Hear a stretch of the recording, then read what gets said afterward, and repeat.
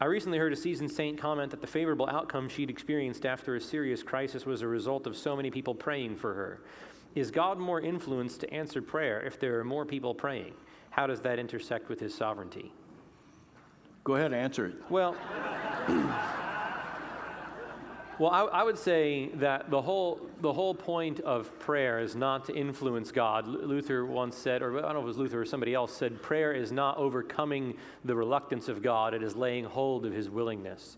And so it's not the case that God is genuinely changed in his purpose or his mind because enough Christians prayed. Like, oh, well, I guess, if 600 million of them are asking for this, then I guess I got to do it. Not at all. God ordains the end from the beginning. He has ordained to do what he is going to do, and he'll never not do that. However, he has ordained those ends to be accomplished by means. And one of the principal means of God's doing anything in life is the prayers of his people. And so he ordains that your family member come to faith by means of your praying for that family member and preaching the gospel to them. He ordains that a particular ailing saint, somebody who's got health issues, is relieved of those health ailments by means of the prayers of the saints.